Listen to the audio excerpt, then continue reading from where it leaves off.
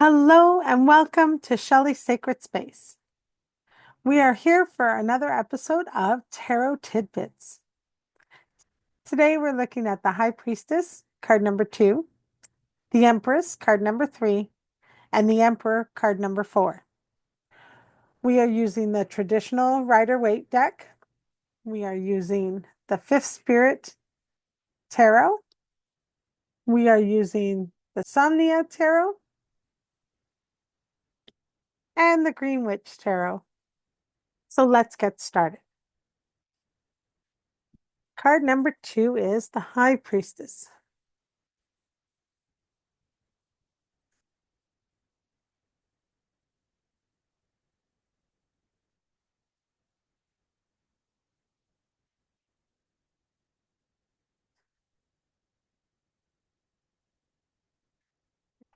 So the High Priestess represents inner knowledge, our subconscious, trusting in ourselves. It can also represent hidden knowledge and the ability to listen or not listen.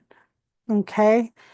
She sits in the Rider-Waite. She sits in front of a cloth that is covering an entrance in between two tillers, in between two pillars. She has a scroll in her hand that looks to say tarot, and she has a moon headdress. Now, in each of the cards, you will see the pillars. They represent the darkness and the lightness of our subconscious, the universe, the world as a whole, feelings, thoughts, emotions. It's the balance. With her sitting in the middle, it means that she has the understanding and is able to balance both extremes of the dark and the light.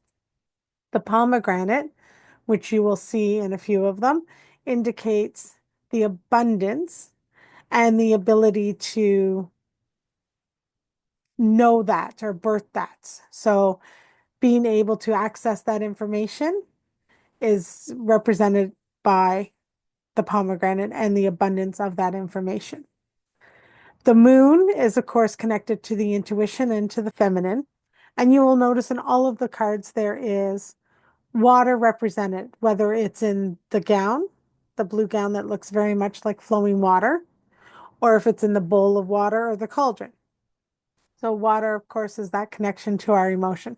Because our subconscious can have hidden information in there, being able to access it and process it is key. So that is the High Priestess, representation of mystery, esoteric, subconscious, and having access to that and balancing that.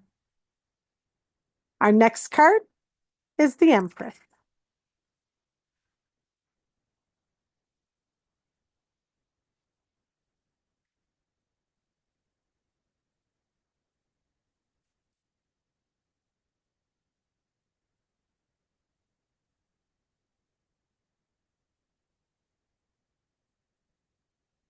So the Empress represents that feminine success, birthing, creativity, nurturing, abundance. In the Rider-Waite card, you can see that she is on a throne with cushions and softness all around her. So it's all about being comfortable. The stars in the crown represent her hopes and aspiration. The symbol of the feminine is all about it being feminine energy. Feminine energy is different than masculine. It's very internal. It's yin. And it's about creating it and growing it with inside of you as opposed to actions outside of you.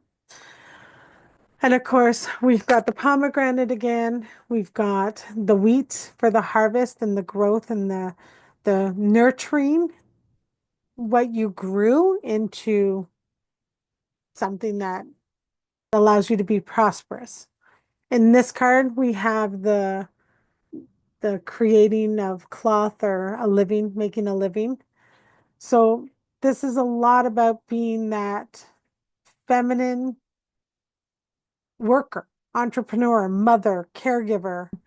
What I really like about this one is it definitely represents the birthing of it. So sometimes it's birthing of ideas, birthing of a business, being an entrepreneur. It indicates that there is a positive outcome to that, that you've got everything that you need and that you are able to do that. The other aspect of the Empress can be lacking that. So not utilizing your resources properly, wasting your time, not being comfortable, not being prosperous.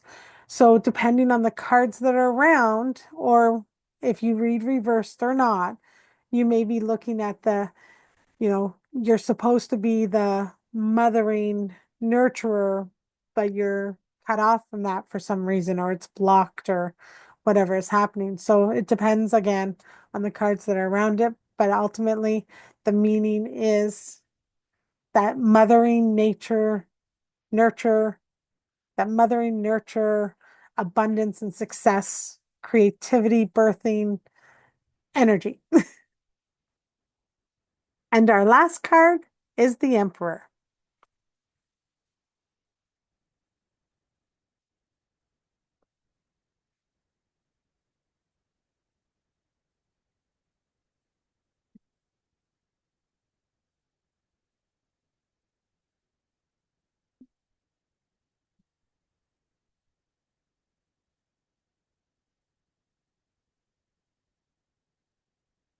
The Emperor represents the fatherly figure as opposed to the Empress and the motherly figure. So this is somebody who is established, prepared, solid. A lot of times the masculine energy is represented as very firm and secure. In this case, we have the throne, which is of solid stone. So it's very stable, very secure. There's not going to be a lot that can break that, right? The ram heads is a connection to Aries and Mars. The emperor can indicate analytical thinking, logic, strategic thinking.